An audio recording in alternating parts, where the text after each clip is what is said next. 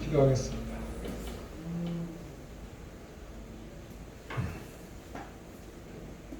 우리의 생명이 되시고 우리의 삶의 모든 것에 주가 되신 창조와 구원과 생명의 하나님 감사합니다. 히브리서 기자를 통해서 믿음이 무엇인지를 밝히 보여주시고 허다한 증인들을 우리 앞에 내어놓아 증거해 주시고 그런 가운데 생명의 주님 되시고 온전케 하여 주시는 이 주님 예수 그리스도를 바라보라고 우리에게 권고하고 계십니다. 이 코로나 팬데믹의 이 험악하고 험난하고 악한 이 세상으로부터 고난을 받는 이러한 현상 속에서도 주님께 받은 그 사랑과 은혜에 감사하여서 모진 반대 속에도 불구하고 하나님을 알아가며 하나님을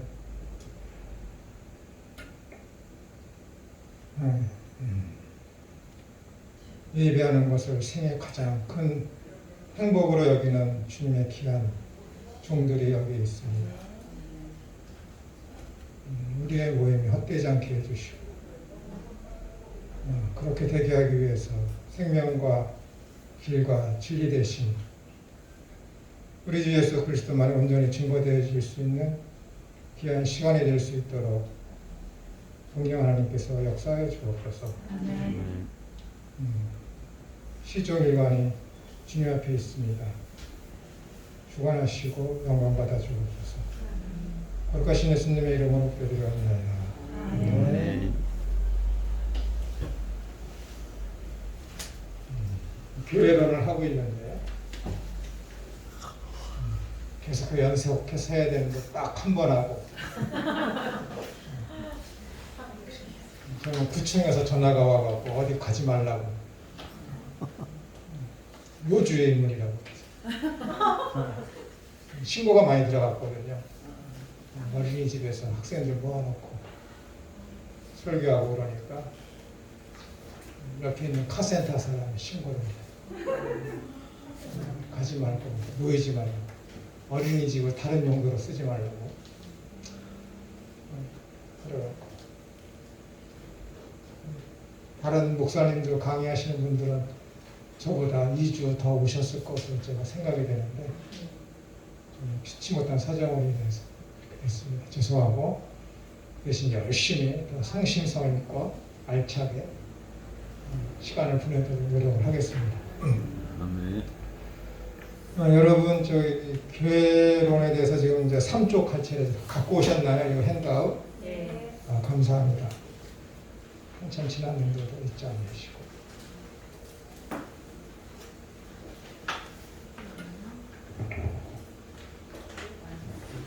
여기요.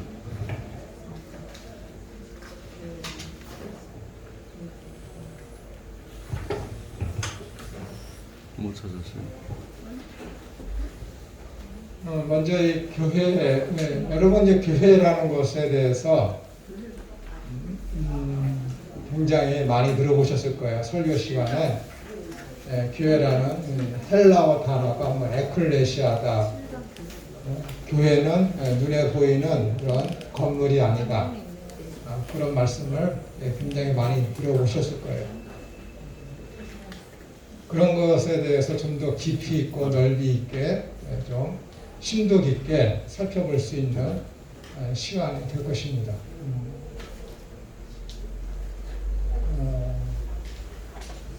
이 본문에는 제가 볼 때는 없는 것 같아요. 이 교회라는 것은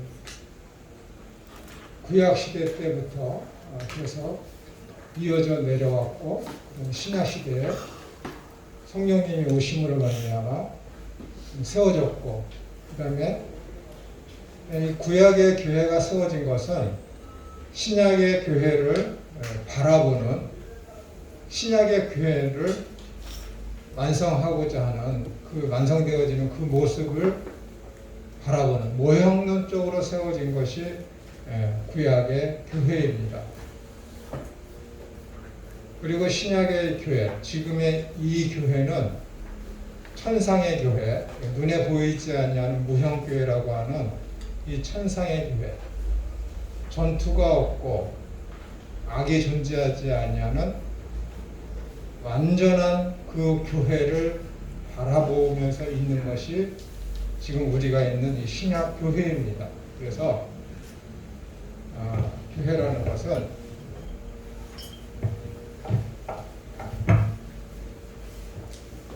구약 시대 때 교회는 신약 시대 때 교회를 바라보고 이 신약의 교회는 완성된 하나님 나라에서 있어질 그 교회를 바라보고 있는 것입니다. 그래서 이 구약의 교회가 어디부터 시작되었느냐 했을 때 많은 대부분의 학자들은 사람이 타락한 후에 하나님께서 창세기 3장 15절에 여인의 후손에 대한 약속을 하십니다. 그 약속을 믿는 자들을 통해서 그 언약 위에 세워진 교회가 구약의 교회이기 때문에 인간이 타락한 후에 구약의 교회가 시작되었다라고 이야기를 합니다. 그리고 예수님께서 마태복음 16장에서 세상 사람들은 나를 이 오병이어의 사건 이후에 자기들의 임금으로 세우려고 한다. 근데 너희들은 나를 누구라 하느냐 해갖고 제자들한테 묻지 않습니까? 그때 사도 베드로가 당신은 그리스도이시며 살아계신 하나님의 아들입니다 라는 그 고백을 했을 때 예수님께서 그 고백을 하는 사람, 너와 같은 동일한 고백을 하는 사람들 위에 내가 교회를 세우겠다 라고 예수님께서 미래형으로 말씀하시죠. 예수님이 계셨을 그 당시는 구약과 신약의 어떤 과도기 십자가가 세우기 전에 성령님께서 오시기 전에 예수님께서 이 땅에 계셨기 때문에 구약과 신약의 그 과도기 때 예수님께서 계셨습니다. 그래서 교회가 아직 세워진 것이 아니죠. 그래서 이 신약은 성령님이 오심으로 말미암아 이제 사람들의 마음을 부드럽게 만드셔서 예수님을 하나님과 아들과 그리스도로 고백하게 만듭니다. 그래서 그 고백 위에 드디어 무리들이 생겨서 그들이 모인 하나의 공동체를 가지고 교회라고 일컫죠. 그래서 이 교회라는 에클레시아라는 이 단어는 구약시대 때는 없었습니다. 구약시대 때는 없었고 예수님께서 마태복음 16장에서 가장 먼저 사용하신 단어입니다. 그래서 교회가 성령님이 오심으로 세워졌죠. 그런데 이 교회가 구약의 교회는 제가 말씀드렸듯이 구약의 교회는 이 신약의 교회를 내다보고 있었지만은 드디어 성령님이 오심으로 말미암아 교회가 세워졌습니다. 그러나 그 교회가 완성된 교회냐? 아닙니다. 완성된 교회면은 완전해야죠. 이 지상에 우리 눈에 보이는 가견적인 교회가 완벽한 교회가 우리 눈에 보여야죠.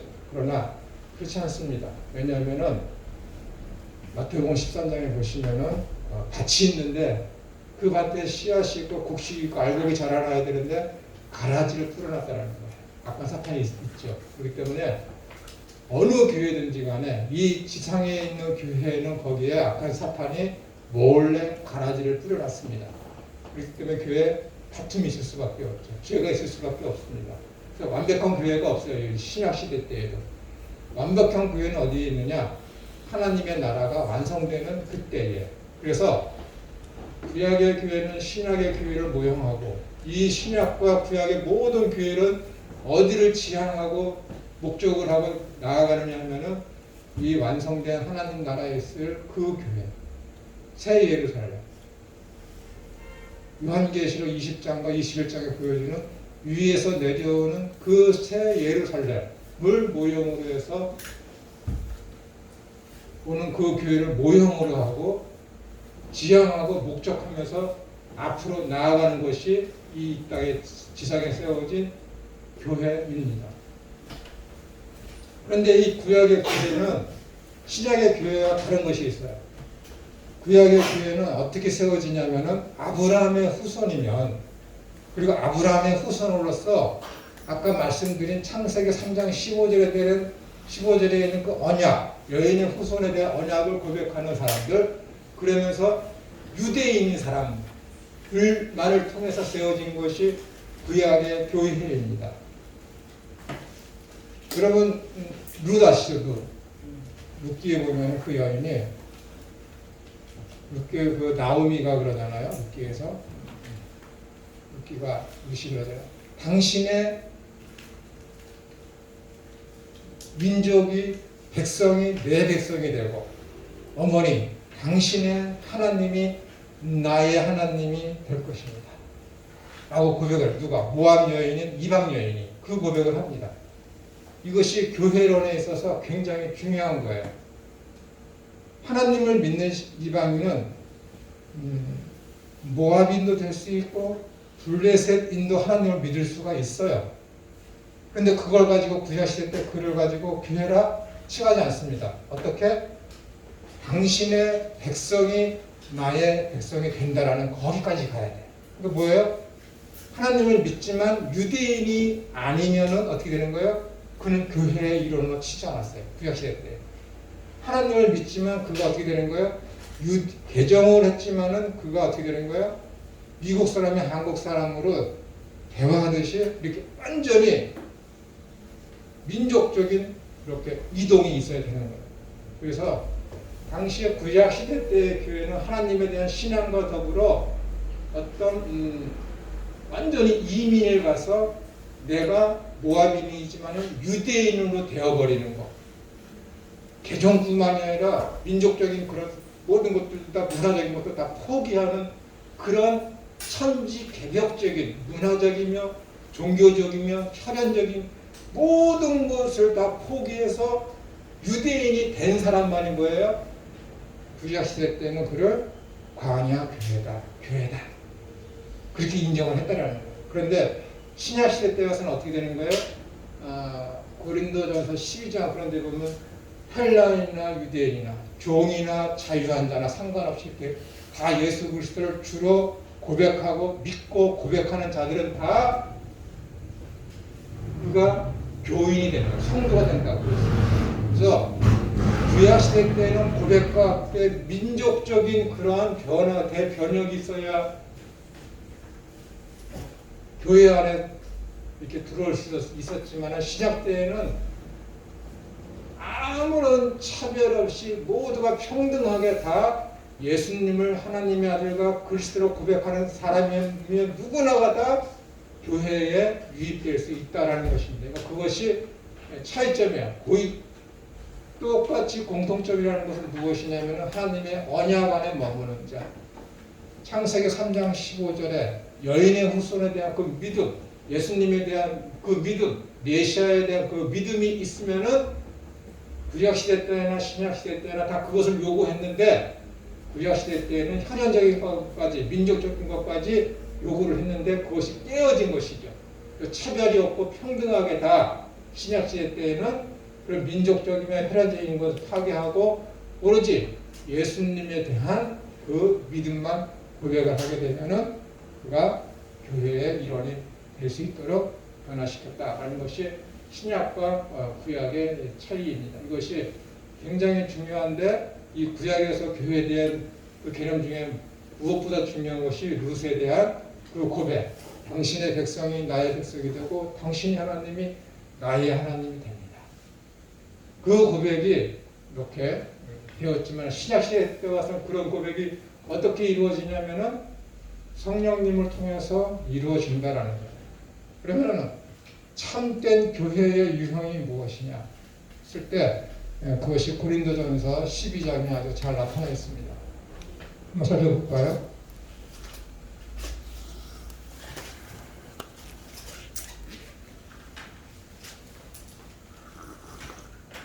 고린도전서 12장입니다.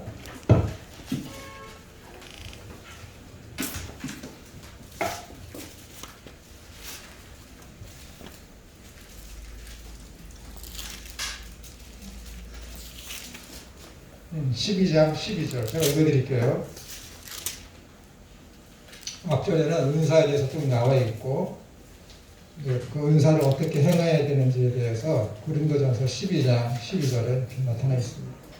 몸은 하나인데 많은 지체가 있고 몸의 지체가 많으나 한 몸인과 같이 그리스도도 그러하니라. 우리가 유대인이나 헬라인이나 종이나 자유인이나 다 한 성령으로 세례를 받아 한 몸이 되었고 또 다 한 성령을 마시게 하였느니라. 이렇게 되어 있습니다. 그러니까 유대인이나 이방인, 헬라인이나 종이나 자유인이나 그러니까 유대인이나 헬라인이라는 것은 어떤 혈연적이며 민족적인 그런 개념에 대한 총체적인 걸 얘기하는 거예요. 여기서 유대인은 이스라엘을 가리키는 것이고 헬라인이라는 것은 유대인, 이스라엘을 제외한 모든 이방인에 대한 대표성을 띈 것이 헬라인입니다. 그러니까 종이나 자유인이나 당시에는 계급이 크게 둘로 나눠져 있었죠. 종과 노예와 주인, 신분의 모든 면들, 평등이 이루어진 것, 차별이 없다라는 것입니다. 근데 이들이 다 어떻게 되는 거예요? 한 성령으로 세례를 한 몸이 되었다라는 거. 한 성령. 다르지 않은 거예요. 당시에 어떤 종이나 자유한 자 이런 계급적인 신분은 있었지만은 하나님 앞에 나오면은 한 성령을 받았기 때문에 하나님 앞에서는 종이나 자유자가 없는 거예요. 다 주님이신 예수 그리스도의 종의 신분으로 되는 것이죠. 평등한 것입니다. 차별이 없습니다. 그리고 다 한 성령을 마시게 하셨느니라. 한 몸이 되었고 한 성령을 각 개인이 마신 거예요. 그러니까 이게 좀 성령을 물 마시듯이 마셨다 하니까는 이상하게 여기실지 모르겠지만 이것은 성령을 받은 그 사람은 물이 내 몸속에 마셔서 내 몸속에 들어오면 그것을 분리할 수가 없듯이 성령을 다 마시게 하셨다는 것은 성령을 받은 그 사람은 성령과 성도 각 개인이 불가분리의 관계가 있을 수 없다는 거예요. 하나라는 거예요. 분리될 수가 없다는 거예요. 도저히 성령을 받은 그 사람은 성령과 도저히 분리돼서 생각할 수도 없고 성령과 분리돼서 말하거나 성령과 분리돼서 행동할 수 없다는 거예요. 이게 아주 신묘막측하고 대단한 말씀입니다. 다 한 성령을 마시게 하셨습니다. 그러니까 성령은 내가 예수님을 믿습니다. 성령님이 내 속에 들어오셔서 금강석과 철판과 같이 두꺼웠던 바위돌과 같이 거칠고 두꺼웠던 내 마음을 부드럽게 해주셔서 예수님을 하나님의 아들과 그리스도를 믿게 하셨습니다.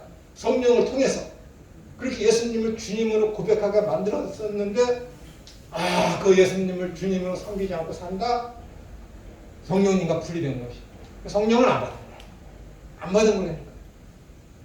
다 한 성령을 받았다 그러면은 다 한 길로 가야죠. 어느 길로? 머리 대신 예수 그리스도의 말씀 순종하는 그 길로. 근데 어떻게 되는가? 성령님을 다 마시게 하셨대. 성령님과는 떨어질래야 떨어질 수 없는, 분리될 수 없는 그런 관계가 된 것을 표현하기 위해서 너희들은 다 한 성령을 마시게 하셨다. 아버지는 그 표현을 하는 거예요. 그 성령을 다 마시게 한 그 사람들은 어떻게 살아야 돼요? 그 다음에 나오는 것이 너희는 한 몸 한 지체이다. 요즘 뭐 코로나 때문에 피해 나가는 것도 힘들게 되고 법적으로도 이렇게 다른 제지하고 있지 않습니까? 그러면 안 되는 거예요. 대상법이 그래도 이 성령님께서 불과 분리의 관계가 있다면 그것이 교회라면 어떻게 되는 까 지체라는 것은 뭐예요? 여러분들이 다 한 지체잖아요. 이 지체가 떨어질 수 있습니까? 떨어질 수 없다니까. 떨어질 수 없어요. 모여서 말씀 배우고 모여서 예배하고 모여서 교제하고 모여서 섬기고 모여서 봉사하고 그런 것들을 지속적으로 계속해서 세상의 법이 어떠하든지 간에 그것을 이어져 나가는 것이 교회의 하나의 속성입니다. 그러나 지금은 좀 상황이 좀 다르죠. 팬데믹이니 그런 것 때문에. 그런데 감안해서 그런 모임들이 끊이지 않게 해야 돼요. 그러면서 교회에 한 지체된 이런 몸들이 어떻게 해야 되냐면은 한 지체가 잘 못해. 다리 제대로 걷질 못해. 그러면 팔이 그러는 거야. 야 봐라. 야 오른쪽 봐라. 너는 왜 그렇게 쩔뚝쩔이면서 걸으느냐. 야 발. 너 필요 없다. 그렇게 하지 말라는 거예요. 교회 내에 좀 부족한 사람이 있어. 연약한 사람이 있어. 내 마음에 맞질 않아. 그런 사람들을 향해서 손가락질하고 쟤는 교회에 없어도 돼.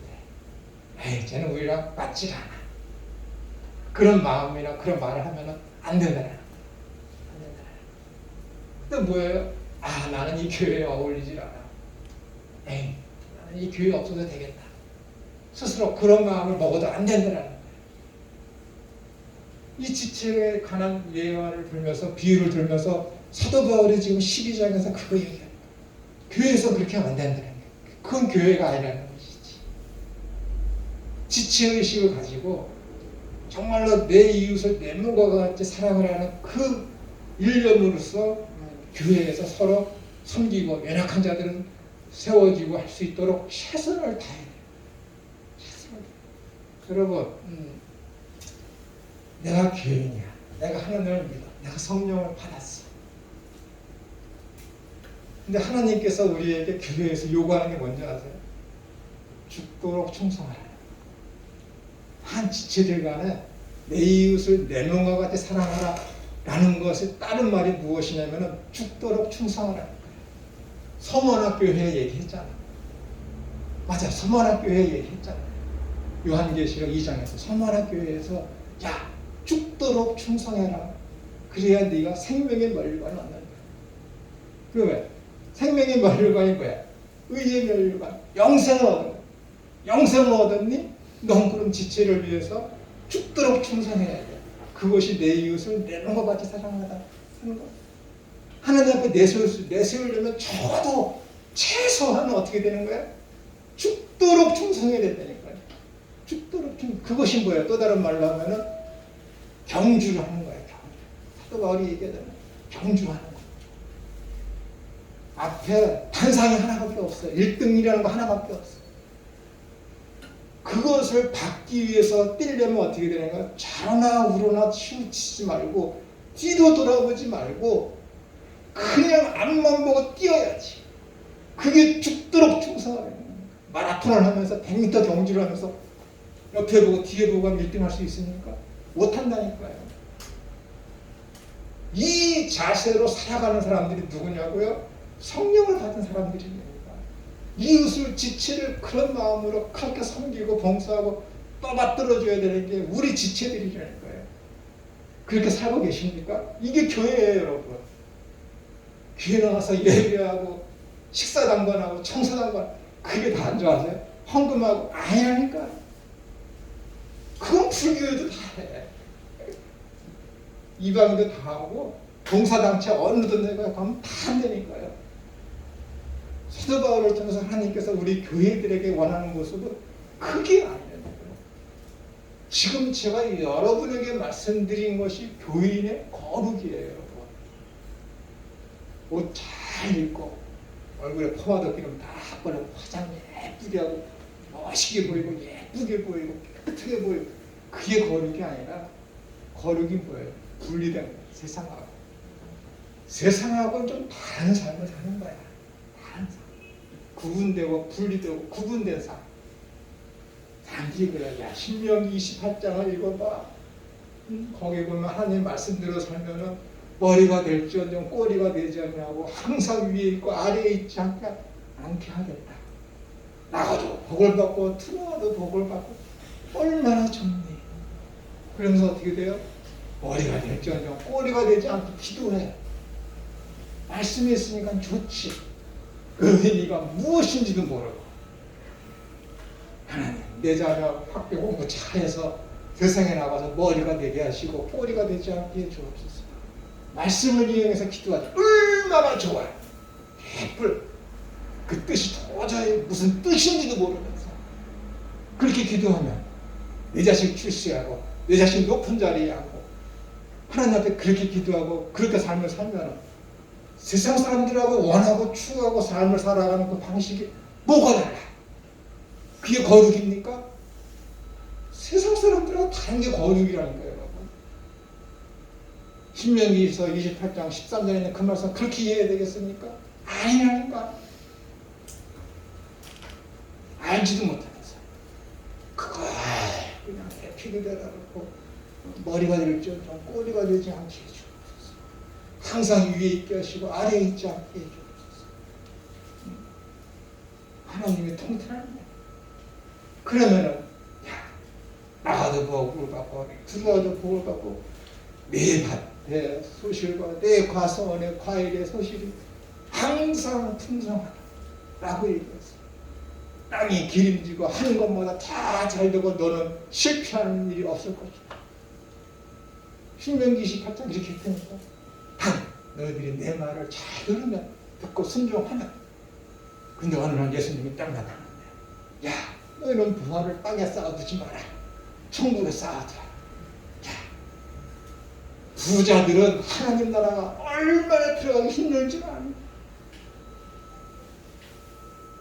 하나님께서 신명기 28장에서 그렇게 말씀하시오. 말씀이신 하나님 예수님 이 땅에 오셔서 그걸 다 뒤집는 말씀을 하시네. 도대체 누가 만나라. 둘 중에 하나 잘못됐겠지. 둘 중에 하나 잘못됐겠지. 아니라니까요. 그 말씀은 신명기 28장은 꼬리, 머리, 위에, 아래 그한 여러분들이나 그리고 지금까지 제가 생각했던 그런 식의 종류로다가 의미로다가 하나님께서 머리가 되지 않고 머리가 그리고 꼬리가 되지 않게 라는 것은 세상의 어떤 출세와 어떤 명예와 부 그런 걸 얘기하는데 절대 아닙니다. 그런 식으로 기도하면 여러분 망합니다. 믿음이 없는 거예요. 성령이 그 속에 없는 거예요. 그때 그렇게 배워봤다면 그 기도하지 마셔야 돼요.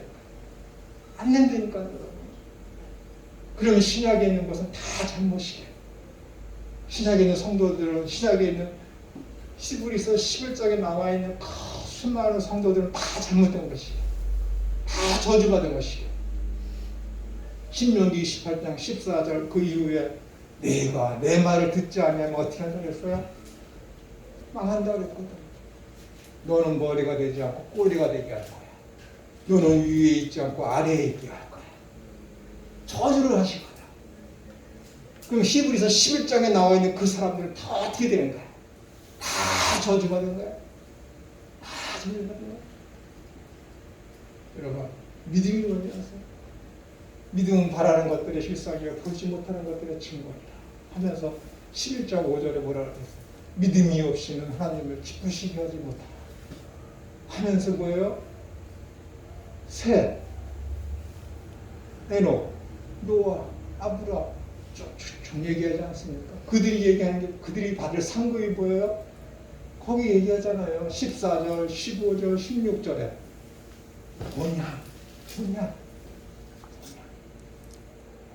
본향이라고 얘기하죠.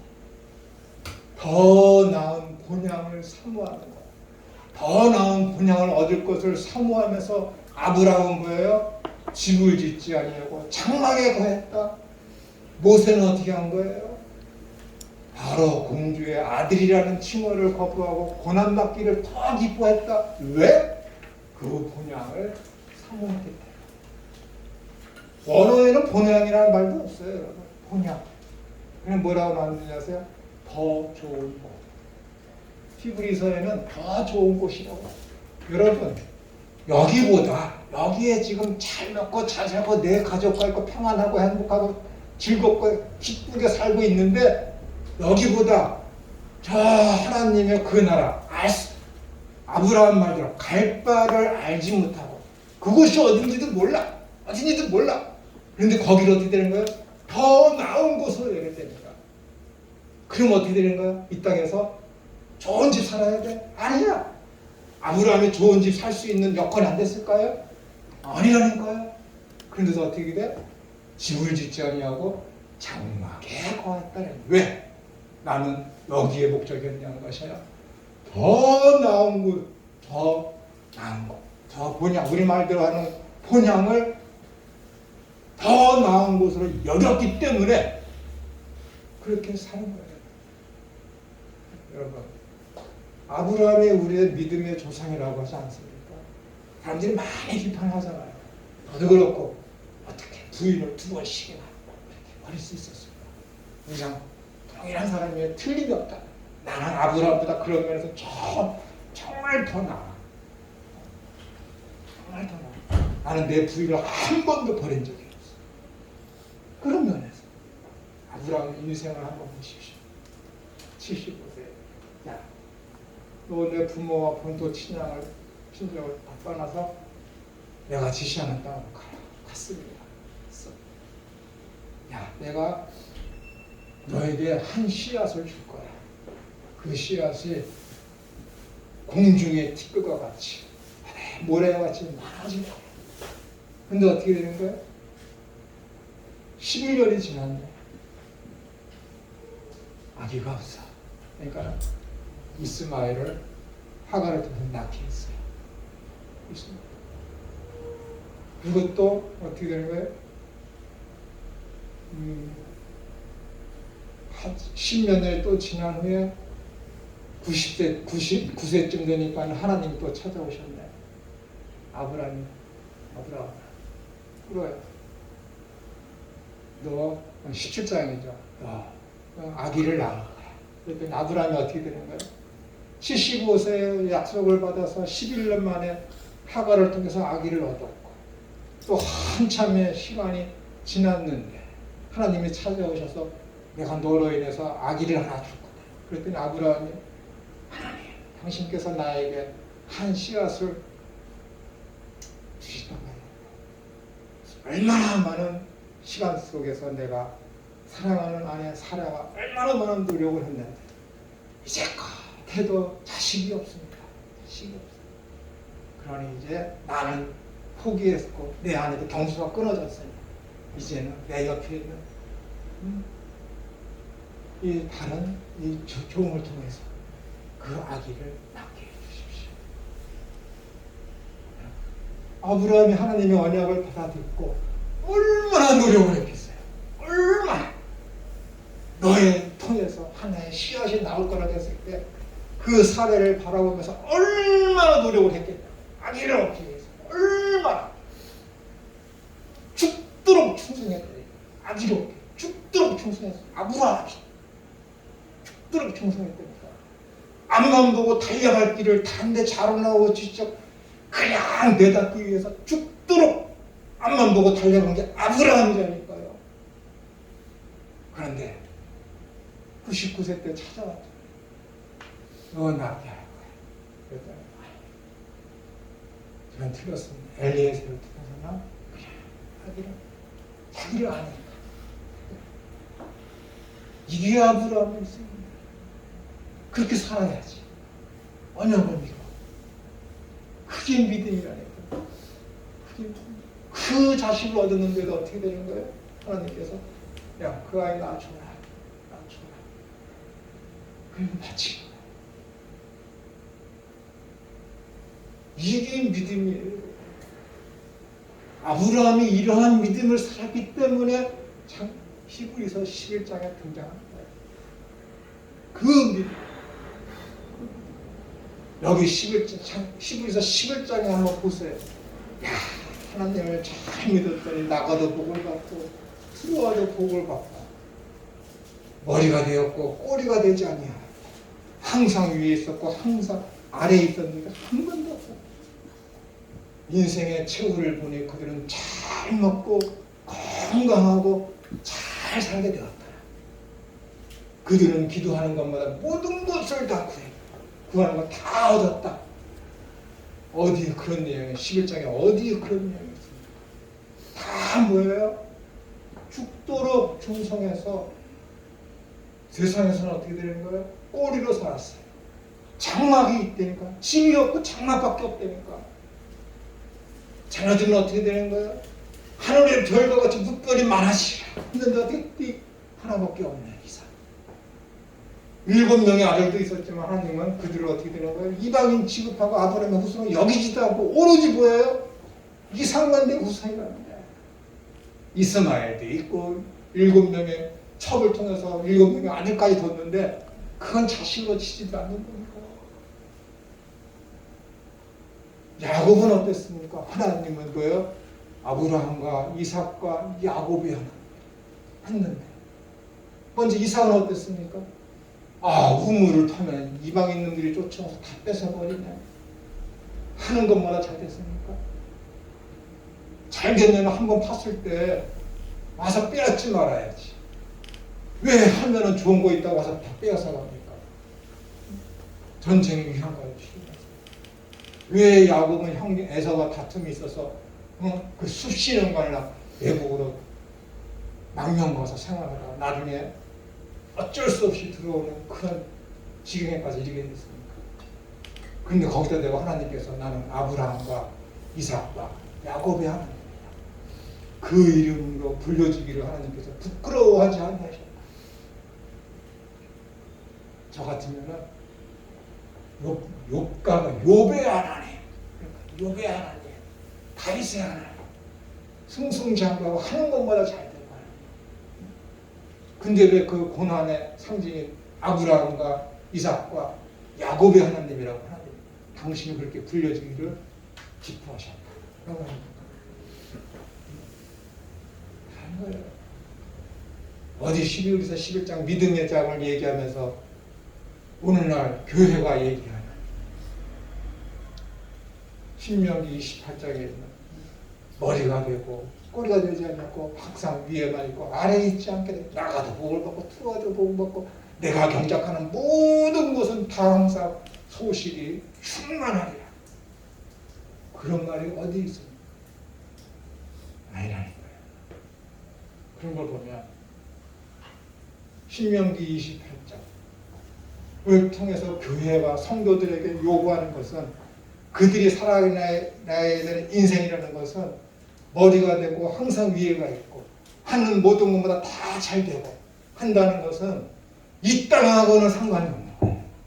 이 땅하고 상관없다니까. 꼬리가 되는 게 뭔지 아세요? 꼬리의 힘으로 살아가는 걸 얘기하는 거예요. 꼬리의 힘. 내가 너희들 꼬리가 되지 않게 할게. 꼬리가. 내 말을 잘 순종하면 내가 너희들 꼬리가 되지 않게 할게.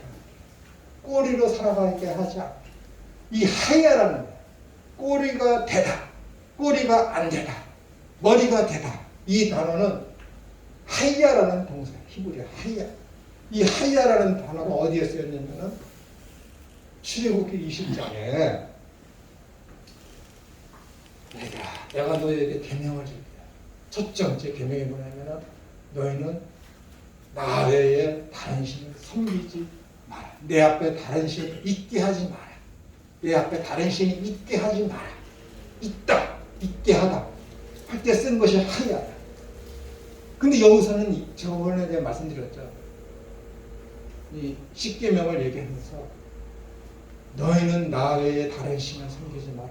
너희는 내 앞에 다른 신을 두지 마라. 이것은 원어로 번역할 때 잘못된 거야. 너희는 나 여호와 하나님을 다른 신으로 섬기지 말라는 뜻이니까. 다른 신으로, 다른 신이 되게 하지 마라.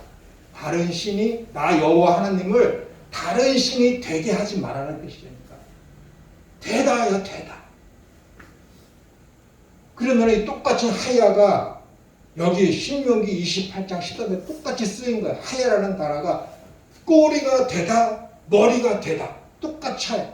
왜 여기서는 되다, 비컴으로 쓰고 왜 출애굽기 20장 거기 십계명에서는 비컴으로 안 쓰고 이지를 쓰는 거야. 비로 쓰는 거야. 안 맞잖아, 안 맞잖아. 이 동사를 어디선 여기서, 여기선 저기서. 물론 상황에 따라 그렇게 쓸 수 있지. 그러나 원어적으로 했을 때 제 1차적인 뜻은 뭐냐면은 너희는 내 앞에, 너희는 나 여호와 하나님을 다른 신으로 신이 되게 하지 말아라는 뜻이에요. 여러분들이 하나님을 믿는데 하나님은 지금 이런 모습이야. 너희들에게 고난을 주고 그 고난을 통해서 인내심을 키워줘서 너희들이 그 인내를 통해서 고난을 통해서 하나님 나라를 소망하게 만드는 그 하나님이야. 근데 어떻게 돼?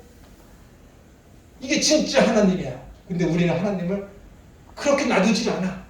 하나님, 내가 주의 말씀을 잘 듣겠습니다. 그러니 나에게 복을 주시고 나의 후손이 승승장구하게 해 주십시오.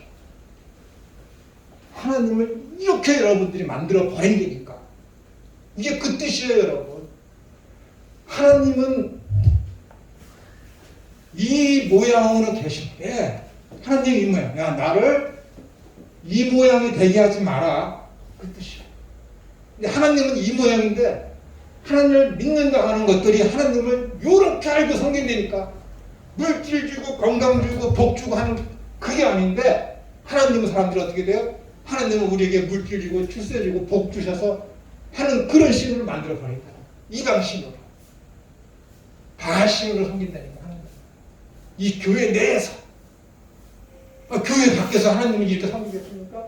아니니까 교회 내에서 하나님을 섬기는데 하나님은 원래의 모습이 이 모습인데 잘못 알고 이 모습으로 섬긴다니까. 이 모습은 누구예요?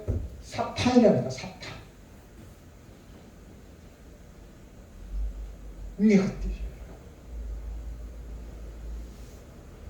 꼬리가 되게 하지 않겠다라는 것은 꼬리의 힘으로 살아가지 않게 하겠다는 거예요. 꼬리의 힘으로. 꼬리의 힘으로 살아가는 게 누구예요? 물고기잖아. 물고기가 어디에 있습니까? 물속에 있잖아요. 물이 어디예요? 저주잖아. 물은 저주를 의미하는 거니까. 그러니까 둘째 날에 하나님이 하늘 위에 궁창과 하늘 아래에 궁창을 만들었는데 어떻게 돼요? 보기에 좋았다. 했습니까? 안 했다니까. 둘째 날 창조해서 하나님이 보기에 좋았다라는 말씀 안 한다니까. 왜? 그건 저주를 상징하는 거예요. 노아의 홍수를 내다보시오. 그러니까 새로운 새하늘과 새 땅이 창조된 요한계시록 21장에 뭐라고 했어? 거기에는 더 이상 바다가 없더라. 저주가 없더라. 내가 너희가 꼬리가 되지 않게 하나님의 말씀대로 살면 내가 너희를 꼬리가 되지 않게 하겠다라는 것은 뭐예요? 저주 아래 두지 않겠다는 거예요. 그게 복이잖아요. 꼬리의 힘으로 살아가지 않게 하겠다는 거. 그거라니까. 그럼 머리가 된다는 것은 뭐예요? 머리. 항상 위를 바라보고 하나님을 향해서 두 손 벌려 있다. 그 힘으로 살아가는 거예요. 항상 위에 있다. 뭐예요? 머리를 항상 위에 쳐다본다. 아래에 있다라는 것은 뭐예요? 저주지. 아래, 물 아래에 있는 거. 똑같은 거예요, 여러분. 꼬리가 된다는 것이나 아래에 있다는 것은 똑같다는 거예요. 이스라엘의 어떤 간용어적인 히브리어의 그런 사람들이 하는 말의 의미를 모르니까는 그냥 그것을 그냥 물질적이면 세상적인 것을 연관시켜서 그냥 머리가 될 적이면 꼬리가 되지 않게 해주시고 항상 위에 있어서 세상에서 승승장구해서 권력을 많이 잡게 해주십시오. 성경에 있는 거니까 성경적인 기도라고 알고 있겠지. 그러나 잘못 알고 하는 거예요. 어디에 신약성경 어디에 믿음의 용사들이 그렇게 승승장구하면서 우리들이 생각하고 있는 모든 권력과 그런 걸 다 사로잡고 있으면서 세상에 떵떵거리며 살고 있는 믿음의 용사들이 신약성경에 어디에 등장합니까? 없더라니까요. 왜 말씀하는데 교회는 그러면 안 된다는 거예요. 교회는 그럼 십시일반이 나오겠다. 없는 가운데서도 정말로 앞만 바라보고 내달려고 하는 것처럼 죽도록 충성하면서 이게 내 지체로구나. 그 의식을 갖고 살아야 돼. 그게 교회라니까. 그래서 교회에 부자가 있어서 그 사람 혼자 헌금 많이 하면 하지 말라. 하면 안 돼. 이름 내서 뭐하게. 십시일반 없는 가운데서 도와주고 하면서 옆에 있는 지체의 아픔을 내 아픔으로 여겨야지. 지체가 여기 있는데 분명히 교회 내에 있는 교인들은 한 성령을 받아 한 몸이 되었고 한 지체라고 분명히 말씀하셨고 여러분 지체가 있어요. 제 손이 건져서 이거 갈라졌는데 닿기만 하면 아파요. 그게 닿기만 하면 이 아픈데 이 손가락이 아프니까 이 손가락만 없으면 되겠습니까? 아니잖아요. 이 손가락이 아프면 어떻게 되는 거예요? 내가 고통을 느끼니까 내가 전체가 아픈 거예요. 내 몸 전체가 아픈 거라니까. 그 의식이 있어야 돼.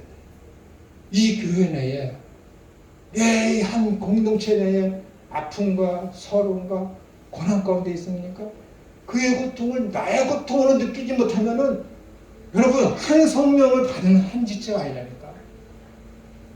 여기 써있잖아요. 한 지체다. 너는 한 성령 받았다. 너는 한 성령을 마셨다. 너희들은 성령님과 불가분리의 관계이다.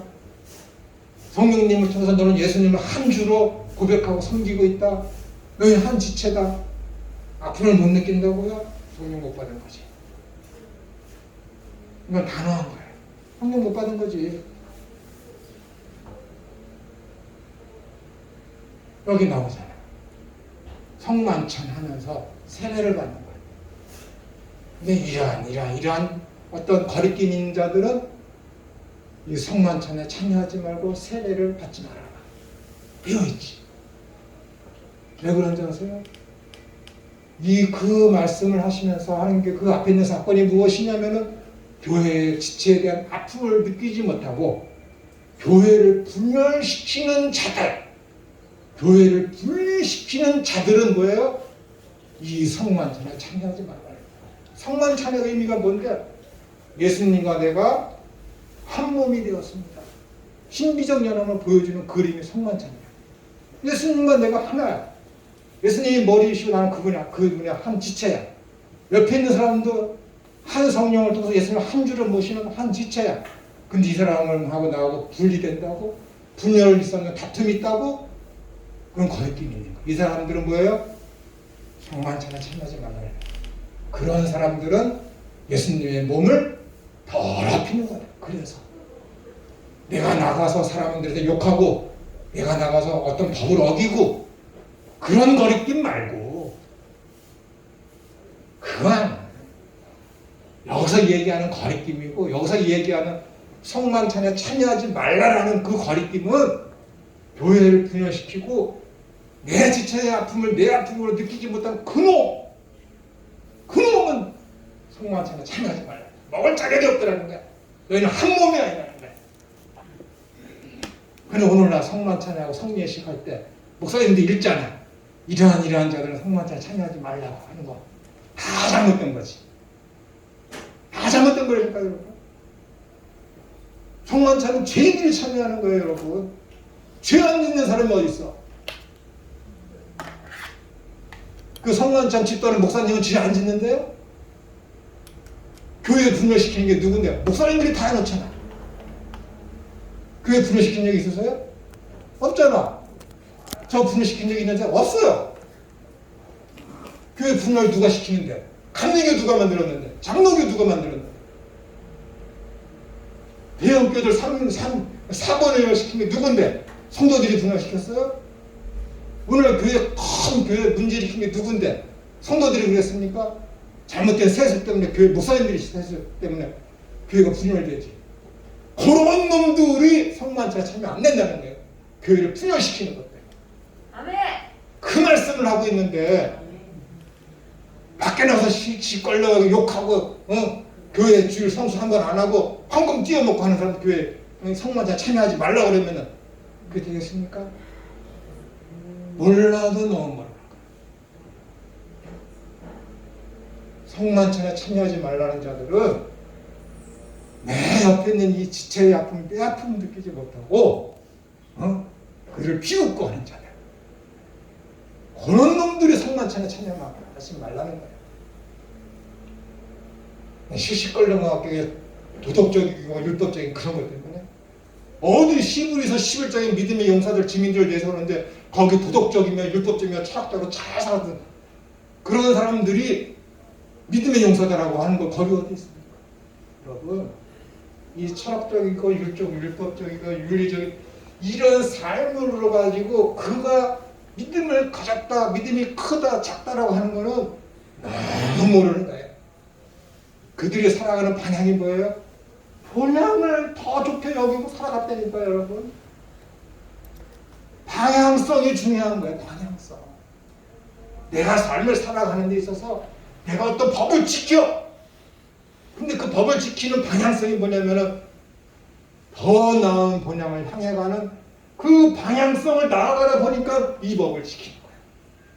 그게 중요한 거라니까. 그 방향성이 없으면서 법 지키고 남 도와주고 하는 거 다 죄야. 다 죄되니까요. 간디, 슈바이처. 하나님이 그들을 기뻐했을까요? 아니요. 믿음이 없이는 기뻐하지 못하는데. 믿음이 없이. 믿음 있는 자들은 뭘 봐라? 상급을 바라본다니까. 상급이 뭐라고? 본향. 그 본향을 하나님 나라를 더 좋게 여기는 거야. 더 좋게. 네. 어디보다? 여기보다. 여러분이 떵떵거리고 부족함이 없고 왜 가족께서 행복한 여기보다 거기가 더 좋게 여기는 거야. 아멘. 그 믿음, 그 방향으로 나가는 자들. 그들이 믿는 자들이니까. 그들이 어떻게 되는 거야? 죽도록 충성할 수 있다는 거야. 그들이 어떻게 되는 거야? 잘하려고나 뒤에 돌아보지 않냐고 앞에 있는 저 달리기 끝에 있는 그 목표기를 하고 그냥 거기만 항상 내달린다니까. 그런 자들만이 그렇게 살 수 있다니까, 여러분. 이렇게 내가 믿음이 있으면 내가 예수님을 믿습니다 하면서 그것이 없는 사람, 그 방향성이 없는 사람, 완성된 그 하나님 나라가 여기보다 더 좋습니다. 그 신앙, 그 방향성을 가지고 나아가는 그 사람이 뭐예요? 믿는 자라니까, 여러분. 그들이 어떻게 되는 거야? 신명기 28장에 복을 갖고 살아요. 이게 교회 갈 일이니까. 이게 내 교회 나와서 금요 천야 기도하면서 수요 예배하면서 주일 예배하면서 원하는 게 뭐야? 수능 잘 보게 해주세요. 내 아들 취직 잘 되게 해주세요. 시집 잘 가게 해주세요. 장가 잘 가게 해주세요. 진급 잘하게 해주세요. 그럼 뭐 하잖아. 세상 사람들과 뭐가 달라? 그게 거룩입니까? 교회에 제일 중요한 속성이 뭐냐면 거룩이에요. 세상 사람들하고 달라야지. 완전 똑같고 더 진해. 세상 사람들은요, 자식 출세하게 하기 위해서 무신론자들 아예 기도도 안 해요. 더 열심히 노력하지. 근데 교회 나오는 사람은 노력도 안 하면서 어떻게 돼요? 기적을 바란다니까. 하나님 말씀만 잘 지키면 나가도 복을 받고 들어와도 복을 받고 하나님마다 다 잘 된다고 했으니까 어떻게 되는 거예요? 기도만 주구장창 노력도 안 하면서. 이게 얼마나 악한 거예요. 교회가 이걸 잘못 가라지. 교회가 우리나라뿐만이 아니고 모든 나라. 제가요 이 팬데믹이 되면서 하나님 앞에 너무 감사하게 했어요. 뭐냐면 예배에 대해서 다시 생각하고, 믿음에 대해서 다시 생각하고, 교회에 대해서 다시 생각하고. 너무도 많아요. 제가요 얼마 전까지는 잠을 못 잘 정도였어요. 너무 질문이 많아요. 너무 한 학생이 교수님께서 10년 전에 믿음에 대해서 강조하셨죠. 가르치셨죠. 그때 강의안이 없어졌습니다. 염치불구하고 질문드리오니 믿음에 대해서 다시 한번 말씀해 주시죠. 그런다니까 10년 전, 10여 년 훨씬 전에 이 믿음에 대해서 얘기할 때는 에이 교수님 그러던 게 목사가 돼갖고 이제 와서 팬데믹이 되고 그러니까는 아 믿음이 그게 아니로구나. 내가 이거 되면서 어디 가고 하는 게 너무 줄어들었어. 너무 줄어들었어. 시간이 너무 많아. 좋아했어. 조금 지나니까는 매주 토요일마다 목사님이 찾아와. 예전에 네가 믿음에 대해서 이런 거 얘기했잖아. 예전에 내가 히브리서에서 이렇게 얘기했잖아. 그거 다시 얘기해줘. 그거 다시 얘기해줘. 내가 저번 주부터 오지 말라 그랬어. 저번 주 토요일부터. 집사람이 너무 편하고 얼마나 음식 대접하냐고 뭐하고 하니까 이게 금요일까지 그냥 핏동산에서 일을 하다가 토요일에 쉬어야 되는데 못 쉬니까 아 오지 말라니까 저번 주에 오더라고. 너무 좋대. 가르칠 때 잘하지. 너무 좋은 거예요. 팬데믹. 하나님 고맙습니다. 이 팬데믹이 끝난 다음에 하나님이 교회를 어떻게 하는 것이죠. 어떤 모습으로 교회가 재탄생하게 돼요. 좀 더 시간이 필요해요. 좀 더 시간. 아무것도. 여러분 종교개혁 때 어떤 일이 일어나요? 지금보다 더한 팬데믹이 일어났다니까요. 여러분. 흑사병. 300년 동안이나 돌았어요. 여러분. 흑사병. 지구의 4분의 2가 줄었어요. 거의 반이 줄었대요. 흑사병 때. 그때 교회가 어떻게 했는지 아세요? 교회는 뭐예요? 교회가 덮어뜨렸어요. 그때랑 지금 500년 전이랑 지금 뭐가 다릅니까? 1차 때는 이단인 신천지가 개판쳐. 2차 때는 정광훈 목사가 개판쳐. 3차 때는 인터코이 개판쳐. 어떻게 교회가 이럴 수 있습니까? 그러니까 부산시장으로 나온 김영춘 같은 민주당 그런 또라이가 부산시장 후보로 나오는 거지. 그놈이 뭐라 그래요? 교회 예배 모임을 허가제로 합시다. 그런 또라이가 나오는 거예요. 한 시에 대한민국 두 번째로 큰 시의 시장 후보이다. 이제 4차 팬데믹이 되면 하루에 2,000명씩 또 걸릴 수 있다고 그럽니다. 안 걸리게 조심해야 돼. 이 팬데믹 시대 때 교회가 모임을 제가 그랬어요. 딱 이게 터졌을 때 목사님들 힘들어지겠네요. 그래서 목사님들 왜? 아니 예배도 제대로 못할 텐데 일주일에 한 번 하는 예배를 일주일에 3번 예배하시고 일주일에 3번 예배하는 것 부족하면은 토요일에 모여서 예배해야죠. 싫대. 목사님들 중에 하루에 2부 예배 드리는 교회에서 일부로 줄여서 잘 된 거지. 교인들이 안 나오니까. 교인들 제한하니까는 1부, 2부 8시에 예배하고 11시에 예배하는데 8시에 예배하면 없어버렸어. 나라에서 제재하니까 제가 얘기하는 것들은 거꾸로 가요. 하루 예배 한 번 하세요? 두세 번 하셔야죠. 그것도 부족하면 토요일에도 하셔야죠. 싫대. 안 한대. 그게 뭐야? 그게 하나님의 종입니까? 더 해야지. 진짜 예배를 중요시 여기고 진짜 말씀을 중요시 여기고 진짜 교회가 중요하면은 교회의 의미가 무엇인지 알면은 그렇게 해야지. 성경적으로 해야지. 교회가 바로 서야 성도가 바로 섭니다. 그래야 세상이 바로 섭니다. 세상에 의인 10명이 없어서 한 부족이 망했어요. 소돔과 고모라만 해도 10명이 없어서 수만 명이 사는 그 망을. 무섭지 않습니까? 세상의 리더가 누군데? 기독교인. 교회라니까. 그러니까 교회가 뭐야? 항상 위에 있는 거야. 무섭지 않습니까? 여러분의 사고와 생활 방식이 어떤 애에 따라서 여러분들이 거룩을 유지한 세상과 다른 그런 삶의 목표성과 방향성을 가지고 사시느냐 못 사시느냐에 따라서 세상의 흥망성쇠가 달려있다는 거예요. 기독교인이 세상의 진짜 리더예요, 여러분. 주일에 교회에 나오지 못하지만은 시장 재래시장 모퉁이에서 그냥 쪼그려 앉아서 오늘 교회 못 가는데 어떻게 하면서 물건 파는 그 사람이 세상의 리더라니까. 참 믿음 가진 사람이 리더지 부자가 리더가 아니라니까. 제발 믿음이 무엇인지, 제발 교회가 무엇인지를 잘 배우시고 그래야 여러분들이 머리로서 위에 있는 자로서의 삶을 여러분들이 살아갈 수 있습니다. 아멘. 45분이 또